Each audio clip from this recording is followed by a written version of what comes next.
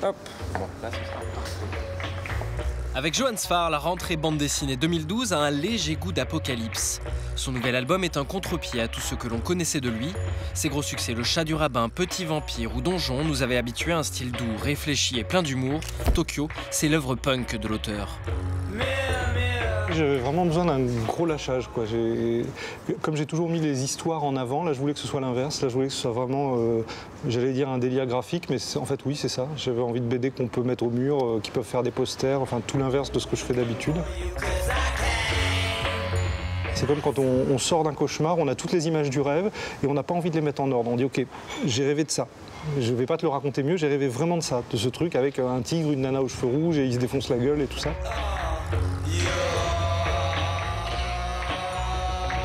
Johann Sfar, c'est presque 20 ans de carrière.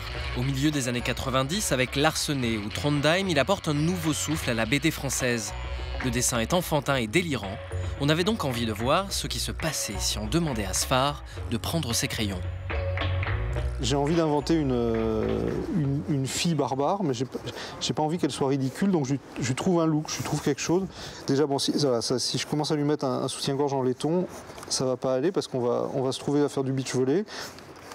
Et si on faisait ce qu'on voit jamais sur les meufs, si on lui mettait une hache. Donc voilà, moi mes crayonnés, c'est des feutres au nez.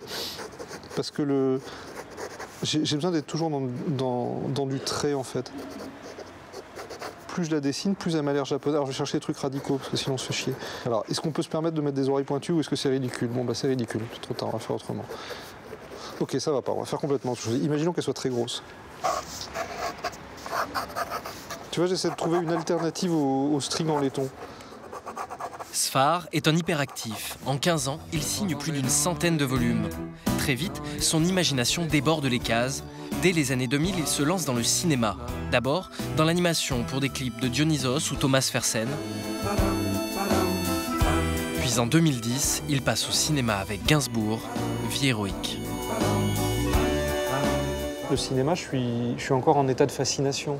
Donc j'ai dû faire le film de Gainsbourg en tenant compte de mes fascinations pour le cinéma. Donc c'est un film de fan d'une certaine façon. C'est un film de type qui a envie de faire de la belle image, qui a envie de faire du beau montage.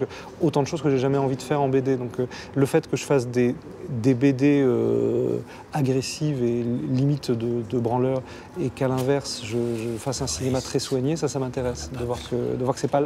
Tiens, pour le coup c'est la même écriture mais c'est pas la même réalisation. Je pense que ça va changer en cinéma. Je pense que je vais y arriver aux choses sales, aux choses tordues. Un premier jet récompensé d'un César, tout comme l'adaptation animée du Chat du Rabbin un an plus tard. Un tournant que l'on retrouve dans son dernier album. L'irruption du réel dans mon monde à cause du cinéma. Alors là, c'est un petit peu symbolisé par les nanas en photo. Tout d'un coup, il y a ces images qui sont beaucoup plus fortes que des images dessinées, qui viennent tout abîmer dans les pages, qui viennent tout... et ça a fait ça un peu dans ma vie.